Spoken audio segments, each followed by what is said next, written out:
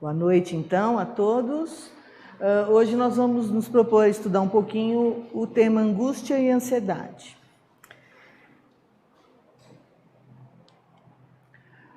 Muitas vezes, eu pus essa cabecinha aí, muitas vezes a gente se sente assim, né? A cabeça com muita pressão, com muita exaustão, muito estresse, crises, cansaço, frustração, né?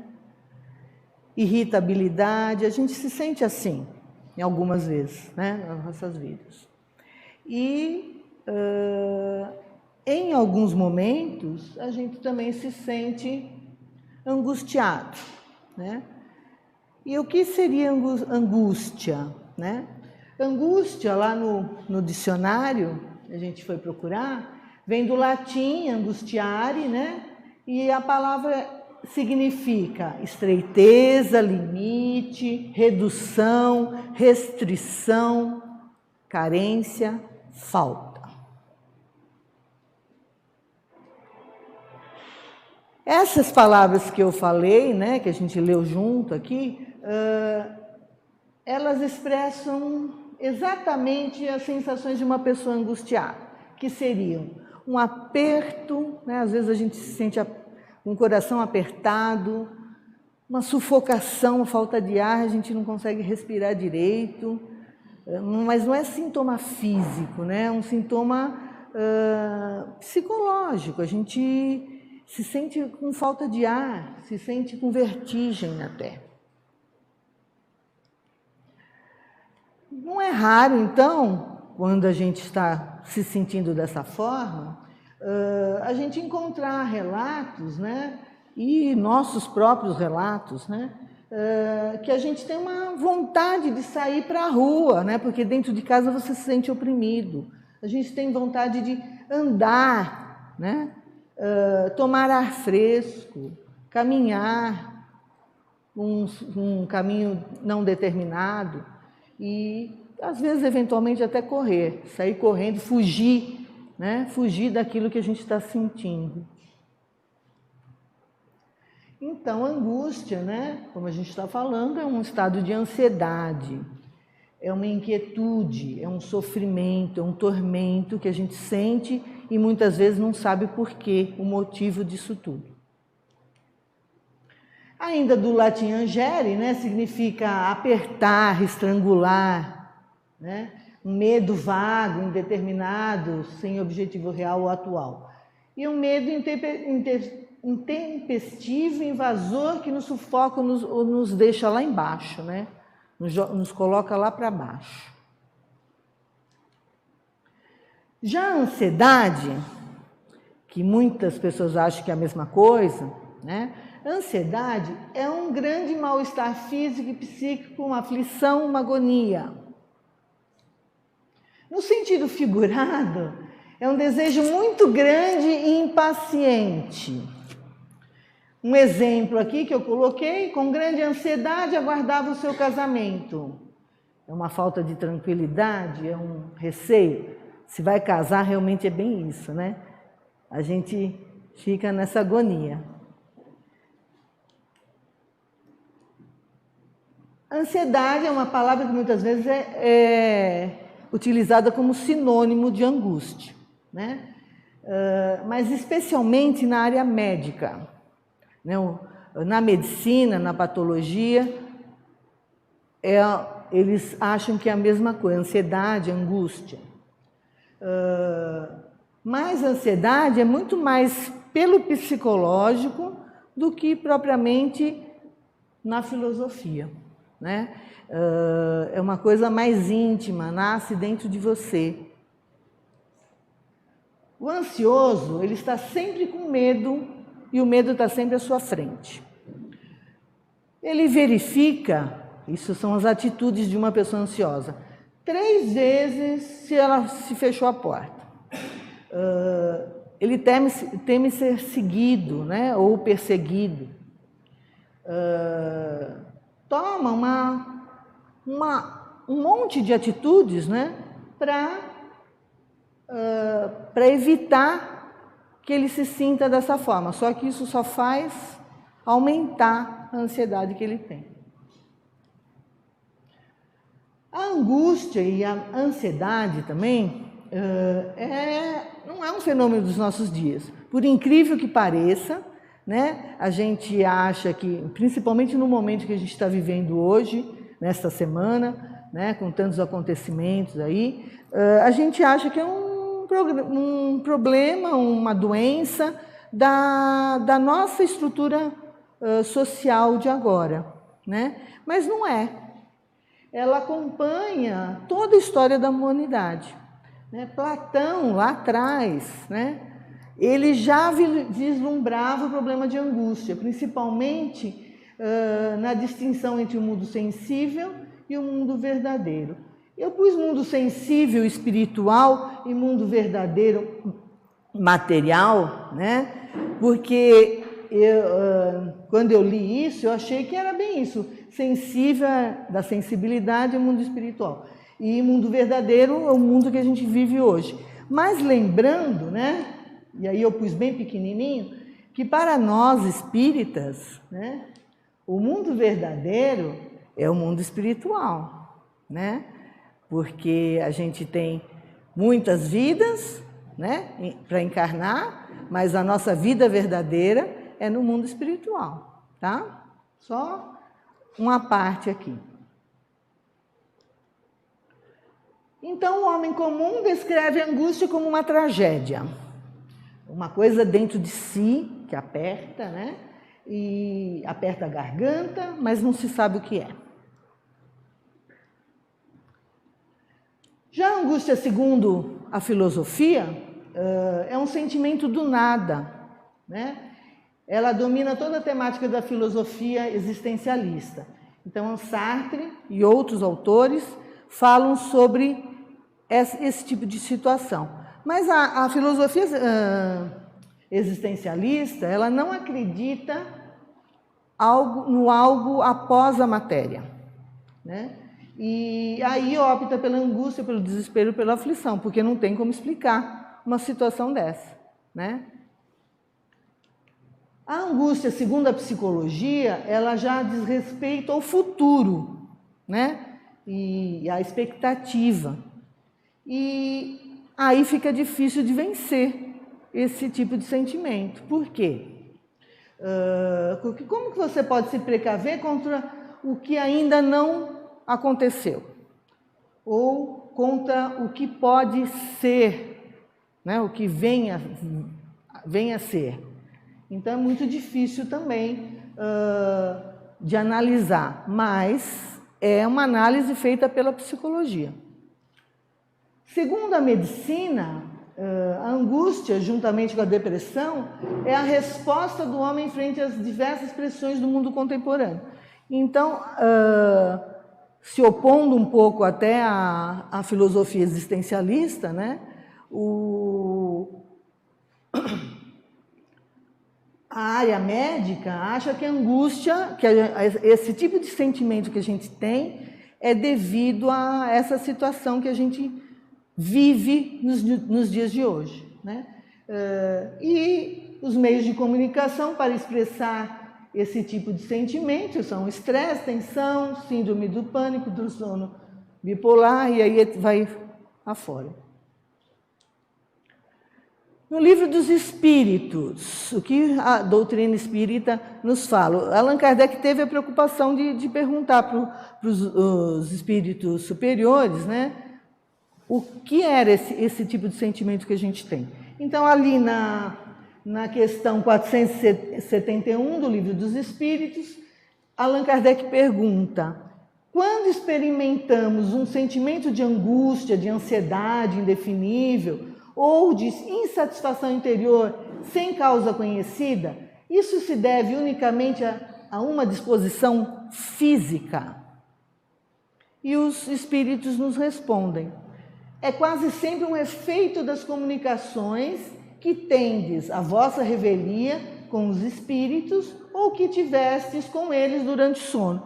Está falando que a gente se comunica com os espíritos que estão no mundo espiritual. Muitas vezes a gente se comunica sem a gente até perceber, né, a nossa revelia, né, e que isso ocasiona um sentimento de angústia no espírito encarnado.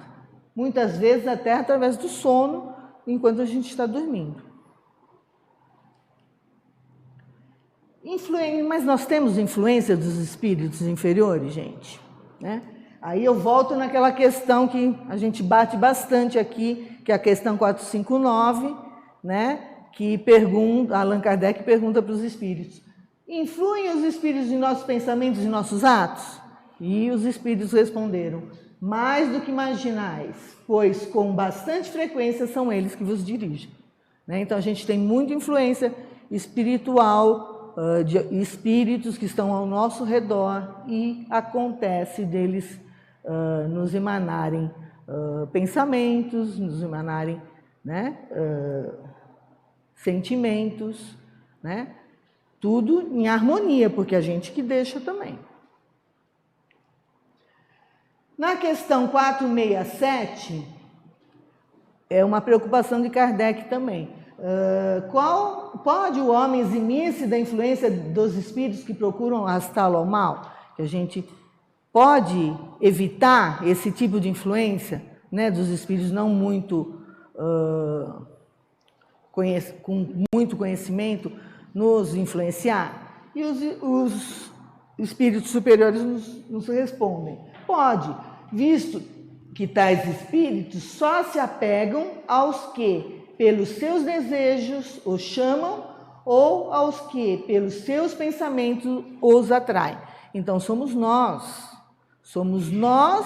que pelos nossos desejos a gente tem esses espíritos ao nosso lado, e somos nós pelos nossos pensamentos que atraímos esses espíritos ao nosso lado.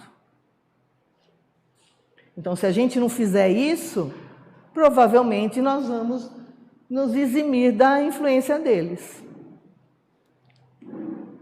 Já que é um texto de um médico psiquiatra que ele fala sobre angústia, sobre pânico, ansiedade, angústia, né? Então vou ler aqui com vocês. Pânico, ansiedade, fobias e insônia são termos ao mesmo tempo técnicos e da língua cotidiana. Para essas experiências, a psiquiatria contemporânea tem conseguido diagnósticos precisos e promessas de tratamentos eficazes. Tem muito tratamento aí, né, na medicina que realiza isso, né? E são termos que a gente usa no nosso dia a dia. O tempo todo a gente está falando em estresse, pânico, né, insônia. O tempo todo a gente está falando disso. Contudo, isso não muda o fato de que a presença desses sintomas em larga escala em nossa sociedade expressa os dilemas e exigências que recaem cada vez mais sobre os indivíduos na sociedade atual. Quer dizer, antigamente, quando nós falamos lá na época de Platão, existia, né? Só que agora, talvez com o nosso corre-corre, nosso dia a dia muito mais agitado, isso se expandiu muito mais, né? O pânico, as fobias e a insônia são figuras da angústia que trazem à tona os impasses da vida subjetiva do mundo contemporâneo. Então é bem isso mesmo, né? A gente vive num corre-corre danado e acaba pondo os pés pelas mãos e acaba sentindo todas essas agonias, essas angústias, essas ansiedades todas. Vou dar uma pausa nesse tema e vamos um pouco lá no Evangelho segundo o Espiritismo, né? Vamos falar um pouco de vida futura. Então, no Evangelho segundo o Espiritismo, no capítulo 2, meu reino não é deste mundo, né? Jesus declara que a humanidade tende em todas as circunstâncias para a vida futura. Sem a vida futura, todos os seus preceitos morais não teriam razão de ser. Então ele fala que a vida futura é um fato e que realmente a gente tem que acreditar nisso. Continuando, por ser considerado o ponto central dos ensinamentos, né, ele está colocado em um dos primeiros itens da obra, ele está no 2º capítulo, né? e no terceiro também. E deve ser alvo de todos os homens, pois só ele, né, esse tema, só ele pode justificar as anomalias da vida terrestre e concordando com a justiça de Deus. Aí, essas anomalias da vida terrestre. O que nos acontece no dia a dia, gente? Perdas de entes queridos, situações problemáticas no serviço, nós nascemos ricos, nós nascemos pobres. Onde está a justiça de Deus se a gente tivesse somente uma vida? Por que vou falar de uma outra pessoa, ele é rico e eu sou pobre?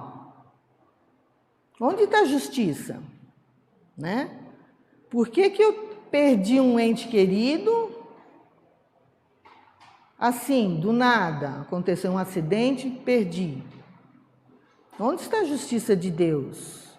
Né? Se a gente pensar somente numa vida, né, nesta aqui que estamos vivendo, nós vamos entrar em conflito, nós vamos entrar numa angústia, numa ansiedade, porque não vai nos dar calma suficiente para a gente absorver todas essas problemáticas que a gente tem.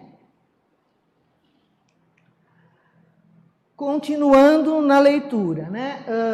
Como os judeus, lá na época de Jesus, nós hoje, nós acreditamos em anjos, né? Ou não? Acreditamos em anjos, que são seres privilegiados da criação, eles têm um nível muito melhor do que o nosso, né? Mas a gente não aceita, muitas vezes, que nós podemos vir a ser um dia um anjo.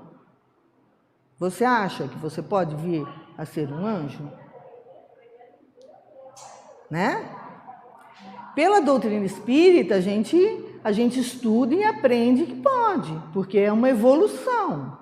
A gente vai evoluindo, né, no sentido moral, no sentido intelectual, e vai melhorando cada vez mais. E aí a gente vira anjo, porque o anjo é tudo de bom, né?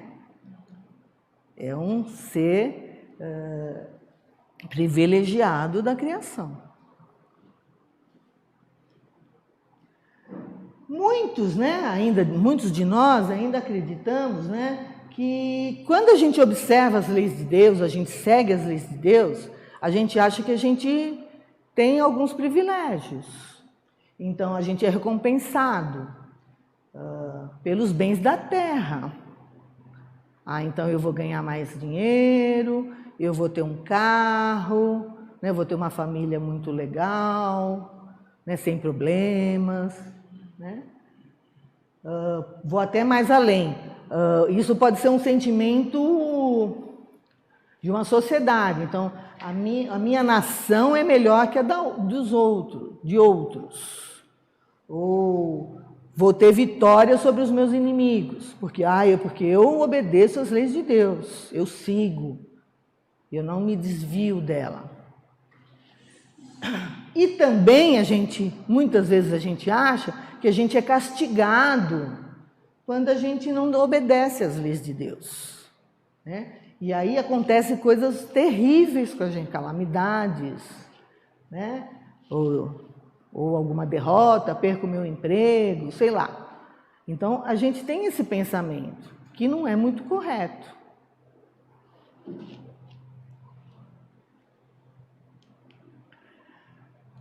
E, como nós já falamos antes, com o Espiritismo, a vida futura não é mais uma hipótese, né? Pelo estudo que a gente faz, pelas mensagens que a gente tem, né?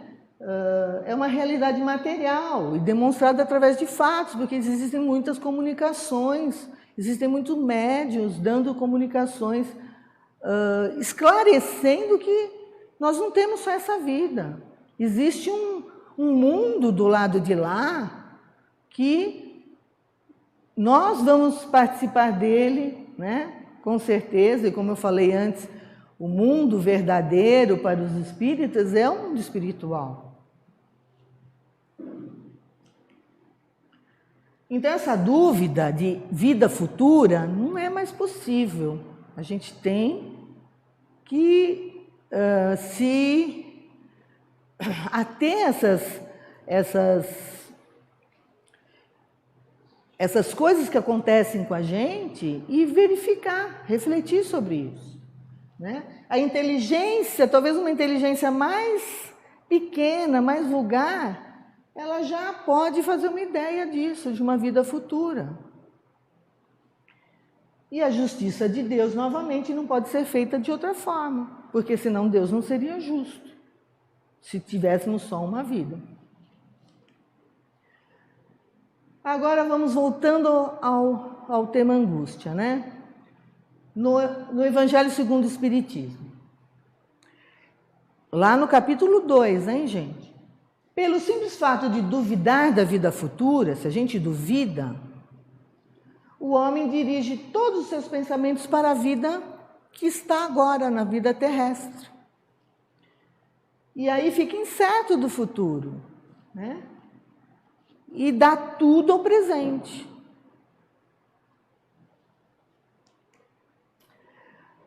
E aí começa a valorizar demais as coisas materiais. Então, nenhum bem é mais precioso que os da terra. Torna-se como uma criança que nada mais vê além de seus brinquedos. E esse homem, né, que não acredita em vida futura, ele faz de tudo para conseguir os bens terrenos, né? Porque eles acham que aquilo que é o que ele tem e o que ele vai ter. Quando ocorre a perda de um desses bens, aí ocasionou uma grande angústia, uma decepção. E aí eu vou ler tudo aquilo que está escrito ali no Evangelho segundo o Espiritismo. Uma decepção, uma esperança frustrada, uma ambição não satisfeita, uma injustiça que essa pessoa é vítima. Então, muitas vezes a gente fala, que injustiça, por que aconteceu isso comigo? Né? A gente acha que Deus é injusto. O orgulho ou a vaidade feridos são igualmente tormentos que fazem de sua vida uma angústia perpétua. Isso está no capítulo 2, o item 5 do Evangelho segundo o Espiritismo. Seguindo um pouco em frente, no capítulo 3, há muitas moradas na casa do meu pai, o Allan Kardec fala sobre os mundos superiores. E como em mundos mais evoluídos, os espíritos pensam mais no bem do que no mal, a angústia é mínima ou quase inexistente, porque já compenetrados dos ensinamentos do Cristo, darão maior valor à vida espiritual do que à vida material. Nos mundos que atingiram um grau superior, a vida se apresenta muito diferente daquela da Terra. O corpo, lá nos mundos superiores, não tem nada da materialidade terrestre. E não está, por conseguinte, sujeito às necessidades que a gente tem, né, aqui na vida terrestre. Então, não tem doença, não tem deteriorização, né? E nada que acaba ocasionando essas coisas lá tem. Então, não tem uma angústia lá também, porque não tem essas coisas materiais lá. Né? Isso está no item 9 do capítulo 3. Voltando para o Livro dos Espíritos, lá na questão 469. Por que meio podemos neutralizar a influência dos maus espíritos? Bom, gente, se são essa materialidade que a gente tem, os espíritos nos intuem para esse tipo de angústia, então o que a gente pode fazer para não ter, né? Para deixar a influência longe? Praticando bem e pondo em Deus toda a vossa confiança, repelireis a influência dos espíritos inferiores e aniquilareis o império que desejam ter sobre vós. Continuando, guardai-vos de atender às sugestões dos espíritos que vos suscitam maus pensamentos, que sopram a discórdia entre vós outros e que vos insuflam as paixões más. Desconfiai especialmente dos que vos exaltam o orgulho, pois que esses vos assaltam pelo lado fraco que a gente tem. Essa é a razão por que Jesus, na oração dominical, vos ensinou a dizer: Senhor, não nos deixes cair em tentação, mas livra-nos do mal. Para ainda tentar vencer a angústia advinda da influência dos espíritos, né, e dessa materialidade toda que a gente carrega, né, no planeta, tenhamos sempre em mente, a prece é uma das armas. Depois vem a fé na vida futura, né, acreditar que realmente isso vai passar. Né? A fé é o apoio seguro que a gente tem para enfrentar o dia a dia, que a gente, essas coisas ruins que nos acontecem. Estar sempre em estudo, lendo as obras de Kardec, conversando, ouvindo, refletindo, né? Sobre tudo aquilo que a gente leu, sobre tudo aquilo que a gente ouviu, né? E aprendeu. E acima de tudo, ter sempre bons desejos e bons pensamentos, pois nós não podemos esquecer que estamos sempre em comunicação com os espíritos. Aí tem uma parte do Livro dos Espíritos, que é a quarta parte das penas e gozos terrestres, que aí ele pergunta para os espíritos se o homem é o causador dos sofrimentos materiais, mas também será dos seus sofrimentos morais, né? E aí eles respondem que sim. Então não esquecer que a gente é o causador dos nossos sofrimentos, né? A nós mesmos, não temos que dar culpa aos espíritos que estão nos influenciando, mas somos nós mesmos que causamos os nossos sofrimentos, né? Então, para ter, aí ele continua ali, eu não vou ler, né? Porque eu gostaria de dar uma parte aqui. Aqui é o livro Céu e Inferno, é um depoimento de um espírito sofredor, né? Que ele começa assim: vou contar-lhe o que sofri quando morri. Retido no corpo pelos laços materiais, meu espírito teve grande trabalho para se desprender, o que foi uma primeira e rude angústia.